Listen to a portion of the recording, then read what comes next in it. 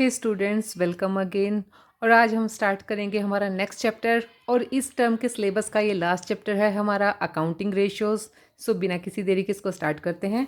So question number 1 देखिए, liquidity ratios, यानी कि जो स्टार्टिंग में क्वेश्चन आने वाले हैं वो हमारे लिक्विडिटी रेशियो से रिलेटेड है। तो फर्स्ट क्वेश्चन देखिए, two basic measures of liquidity are, यानी कि लिक्विडिटी को मेजर करने के लिए टू बेसिक मेजर्स या जो रेशियोज हैं वो कौन कौन सी हैं। इन्वेंट्री टर्नओवर और current ratio and quick ratio, gross profit ratio and operating ratio, current ratio and average collection period.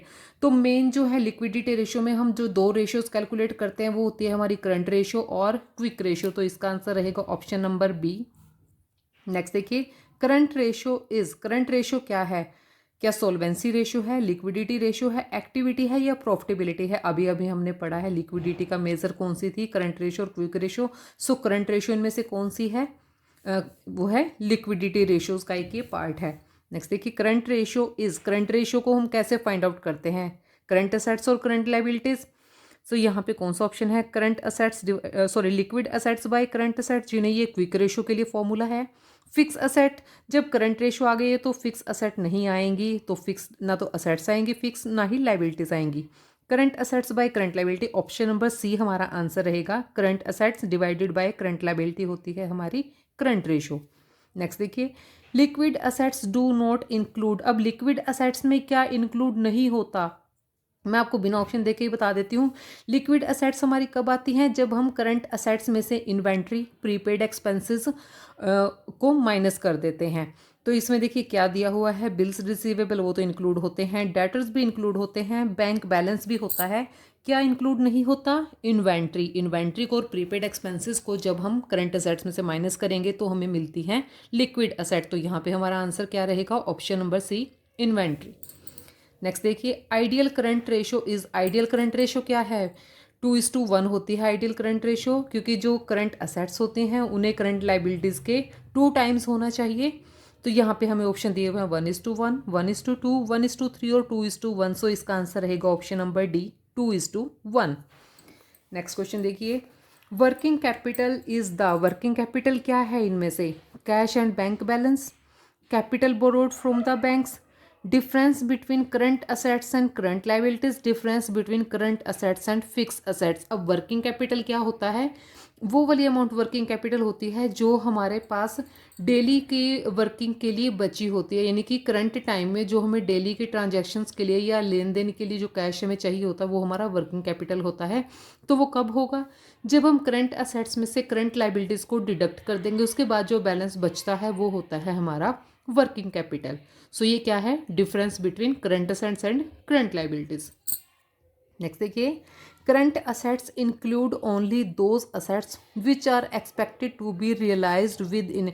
Current assets में कौन सी वो असेट्स होती हैं जिनको हम कितने टाइम पीरियड में रियलाइज कर सकते हैं, यानी कि कैश में कन्वर्ट कर सकते हैं। सो ये तो टॉपिक हम जब से हमने अकाउंटेंसी पढ़ना शुरू किया है तब से हम कर रहे हैं कि जिनको विद इन 1 ईयर या फिर ऑपरेटिंग साइकिल के अंदर हम कैश में कन्वर्ट कर सकते हैं, उन असेट्स को हम करंट असेट्स मानते हैं। तो क्या होगा यहाँ पे? विद इन 1 ईयर आंसर आएगा ऑप्शन नंबर सी। नेक्स्ट देखिए, the dash of a business firm is measured by its ability to satisfy its short term obligation as they become due. तो शॉर्ट टर्म ऑब्लिगेशंस को पूरा करने की ability को हम क्या कहते हैं? हमारी लिक्विडिटी रेशियो, क्योंकि शॉर्ट टर्म से रिलेटेड हो गया ना, तो शॉर्ट टर्म ऑब्लिगेशंस को पूरा करने के लिए होती है हमारी लिक्विडिटी रेशियो। नेक्स्ट देखिए, आइडियल क्विक रेशियो 1:1 होती है, क्योंकि उसमें से हम पहले ही प्रीपेड एक्सपेंसेस को और इन्वेंट्री को डिडक्ट कर चुके होते हैं। तो आइडियल क्विक रेशियो होती है हमारी 1:1, यानी कि जो क्विक असेट्स होती हैं वो करंट लाइबिलिटीज़ के इक्वल होनी चाहिए, 1:1। क्वेश्चन नंबर 10 देखिए, quick assets do not include. Quick assets में क्या इंक्लूड नहीं होता है? कैश इन हैंड, वो तो इंक्लूड होता है भी, क्योंकि कैश इन हैंड तो सबसे ज़्यादा लिक्विड असेट है जो पहले से ही लिक्विड है। प्रीपेड एक्सपेंसेस, मार्केटेबल सिक्योरिटीज़ और ट्रेड रिसीवेबल्स, इसमें प्रीपेड एक्सपेंसेस इंक्लूड नहीं होते हैं। प्रीपेड एक्सपेंसेस अगर यहाँ पे इन्वेंट्री होता तो वो भी होता, वो भी क्विक असेट। क्वेश्चन नंबर 11 देखिए, current assets do not include, current assets में क्या इंक्लूड नहीं होगा इनमें से? प्रीपेड एक्सपेंसेस, इन्वेंट्री, गुडविल और बिल रिसीवेबल। देखिए जो गुडविल है वो लॉन्ग टर्म असेट होती है और वो भी इंटेंजिबल असेट होती है, तो करंट असेट्स में इसे हम इंक्लूड नहीं करेंगे। ये हम स्टार्टिंग से पढ़ते आ रहे हैं गुडविल का टॉपिक। सो इसका आंसर रहेगा option number C, current assets में गुडविल इंक्लूड नहीं होगी। क्वेश्चन नंबर 12 देखिए, quick ratio is also known as, quick ratio को हम और किस नाम से जानते हैं? Liquid ratio, current ratio, working capital ratio, none of above. जो क्विक रेशो होती है उसे हम लिक्विड रेशो के नाम से जानते हैं। या इसमें हम क्या है, लिक्विड असेट्स को करंट लाइबिलिटीज़ के साथ डिवाइड करते हैं, तो हमारा आंसर जो होता है वो क्विक रेशो या फिर लिक्विड रेशो आता है। तो इसका यही दूसरा नाम है, ये कुछ स्पेशल अलग से नहीं होगा इसमें। नेक्स्ट देखिए, liquid assets include, liquid assets में इनमें से क्या इंक्लूड करते हैं? Debtors, bill receivable, bank balance, all of above. सबको ही इंक्लूड करते हैं, डेटर्स को भी, बिल रिसीवेबल्स को भी, बैंक बैलेंस को भी। अगर यहाँ पे इन्वेंट्री या प्रीपेड एक्सपेंसेस होता तो वो आंसर हम नहीं लिखते, उसको हम इंक्लूड नहीं करते हैं। तो ये तीनों ऑप्शन जो हैं इसमें इंक्लूड होंगे, तो ऑप्शन इसका आंसर रहेगा option number D, all of the above. 14 question देखिए, liquid ratio is equal to liquid assets divided by, liquid ratio का क्या फॉर्मूला होता है? लिक्विड असेट्स को हमें किससे डिवाइड करना होता है? करंट लाइबिलिटी से। So non current liability, current liability, total liability, contingent liability. तो इसका आंसर रहेगा option number B, current liabilities. Next देखिए, patents and copyrights fall under the category of, patents और कॉपीराइट्स को किस कैटेगरी में इनमें से हम लिखते हैं? करंट असेट्स में बिल्कुल भी नहीं, करंट असेट्स में तो नहीं होता है। लिक्विड असेट्स भी नहीं होती हैं। इंटेंजिबल असेट, क्योंकि पेटेंट्स को और कॉपीराइट्स को हम देख नहीं सकते, ये हमारी क्या होती हैं? इंटेंजिबल असेट्स होती हैं। तो ये किस कैटेगरी में आएंगी? इंटेंजिबल असेट्स में आएंगी। और क्वेश्चन नंबर 16 से स्टार्ट हो गए हैं हमारे प्रैक्टिकल क्वेश्चंस, तो भी इनको भी सॉल्व करते हैं। तो फर्स्ट देखिए, कैश बैलेंस दिया हुआ है 15,000, ट्रेड रिसीवेबल दिए हुए हैं 35,000, इन्वेंट्री दिया हुआ है 40,000, trade payables 24,000, bank overdraft 6,000। Current ratio will be, current ratio हम कैसे निकालेंगे? तो यहाँ पे हमें करंट रेशो के लिए चाहिए current assets and current liability, क्योंकि करंट रेशो के लिए क्या फॉर्मूला है? Current assets divided by current liabilities. तो इनमें से करंट असेट्स को अलग से ऐड करेंगे, करंट लाइबिलिटीज़ को अलग से ऐड करेंगे, उनको डिवाइड करेंगे तो हमारी करंट रेशो आ जाएगी। तो उसके लिए हमें इसे सॉल्व करना पड़ेगा। तो पहले हम देखते हैं कि करंट असेट्स में हमें किस किस को इंक्लूड करना है। कैश बैलेंस 15,000 को, ट्रेड रिसीवेबल 35,000 को, इन्वेंट्री 40,000 को। ये तो हो गई हमारी करंट असेट्स। अब ट्रेड पेबल्स जो हैं वो करंट लाइबिलिटीज़ हैं, तो करंट लाइबिलिटीज़ में इंक्लूड करेंगे किसको? ट्रेड पेबल्स को। बैंक ओवरड्राफ्ट भी हमारे लिए लाइबिलिटी होता है। सो दो यहाँ पे लाइबिलिटी दी हुई हैं, तीन असेट्स दी हुई हैं, तो इनके एडिशन को डिवाइड करेंगे तो हमारी करंट रेशो आ जाएगी। चलिए भी फाइंड आउट करते हैं। तो यहाँ पे क्या है हमारी, पहले हम लेते हैं करंट असेट्स को। करंट असेट्स 15,000 का कैश था हमारा, 35,000 की अनदर करंट असेट थी और 40,000 की अलग थी। तो टोटल बन गया इनका कितना हो जाएगा? इनको प्लस करेंगे तो हम 90,000, ठीक है 90,000। और करंट लाइबिलिटीज़ को ऐड करेंगे 24,000 प्लस में 6,000 का बैंक ओवरड्राफ्ट था, इनको प्लस करेंगे तो कितना आ जाएगा? 30,000। सो करंट रेशो होती है हमारी current assets divided by current liability. So 90,000 divided by 30,000, सो क्या आ जाएगा? 3/1 या 3:1। तो इसमें ऑप्शन कौन सा दिया हुआ है? 3:1। ऑप्शन नंबर बी हमें दिया हुआ है 3:1। तो इसका आंसर रहेगा option number B. Next question देखिए, क्वेश्चन नंबर 17 क्वेश्चन में क्या क्या गिवन है? ट्रेड रिसीवेबल्स 40,000 के, ट्रेड पेबल्स 60,000 के, prepaid expenses 10,000, inventory 1 lakh and goodwill 15,000। Current ratio will be, तो करंट रेशो क्या रहेगी? करंट रेशो के लिए चाहिए हमें current assets and current liabilities, तो इनमें से जो करंट असेट्स हैं उनको हम अलग से ऐड करेंगे, करंट लाइबिलिटीज़ को अलग से ऐड करेंगे और हमारा आंसर आ जाएगा फिर हमारी करंट रेशो। तो यहाँ पे देखिए, ट्रेड रिसीवेबल करंट असेट्स में इंक्लूड होगा, ट्रेड पेबल्स करंट लाइबिलिटीज़ में होगा, प्रीपेड एक्सपेंसेस होंगे करंट असेट्स में, इन्वेंट्री भी करंट असेट्स में, गुडविल दोनों में से किसी में भी नहीं आएगा। तो यहाँ पे हम निकाल लेंगे इनका क्वेश्चन का आंसर। यहाँ देखिए क्वेश्चन नंबर 17 के लिए करंट असेट्स क्या क्या है हमारी, 40,000 की एक करंट असेट है, 10,000 की दूसरी और 1 लाख की तीसरी असेट है। इनको हम प्लस करेंगे तो कितना हो जाएगा, 1,50,000। ठीक है, और करंट लाइबिलिटी तो एक ही दे रखी है 60,000 की।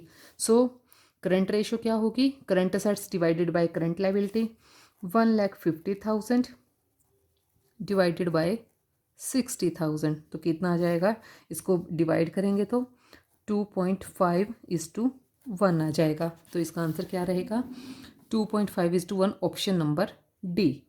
नेक्स्ट क्वेश्चन देखिए 18 क्वेश्चन, कैश बैलेंस 5,000 का, trade payables 40,000, inventory 50,000, trade receivables 65,000 and prepaid expenses हैं 10,000। यहाँ से हमें लिक्विड रेशो फाइंड आउट करनी है।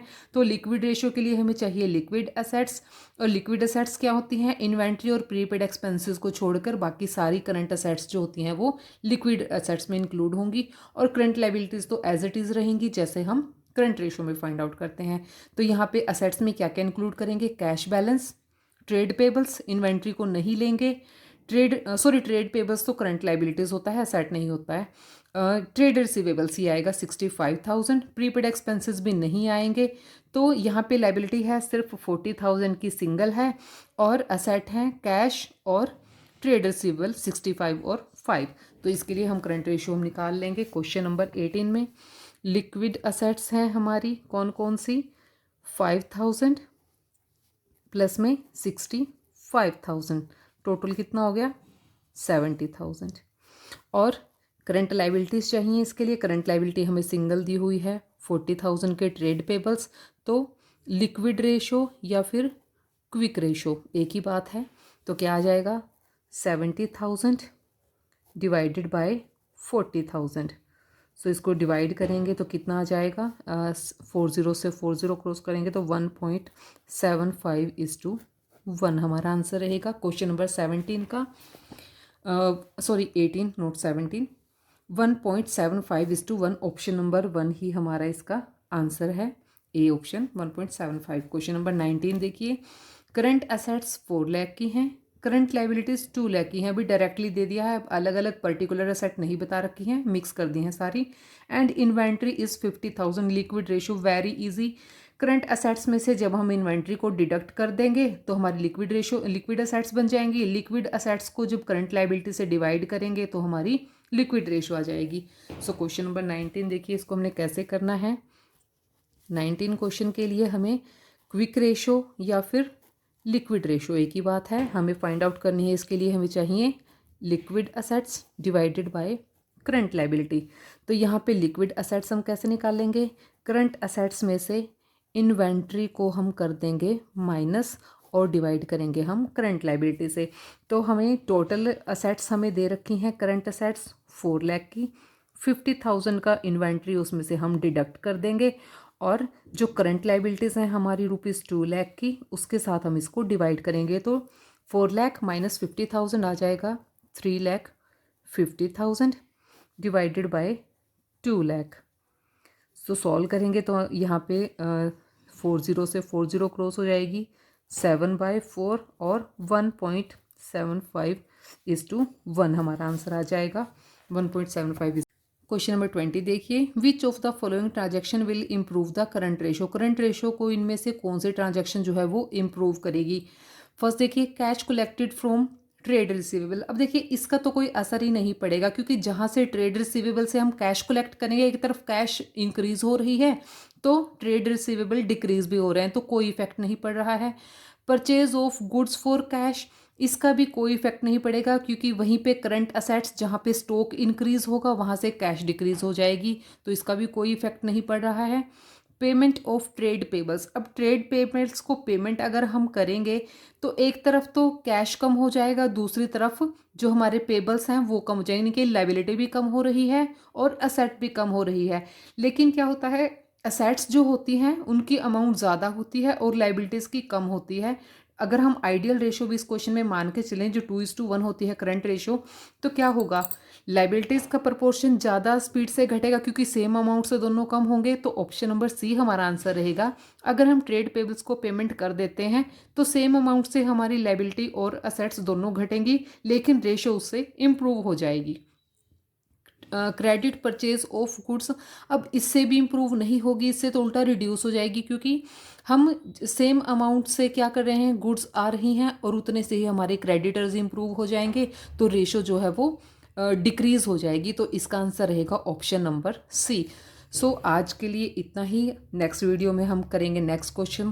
तो तब तक के लिए keep watching and keep learning. Thank you so much.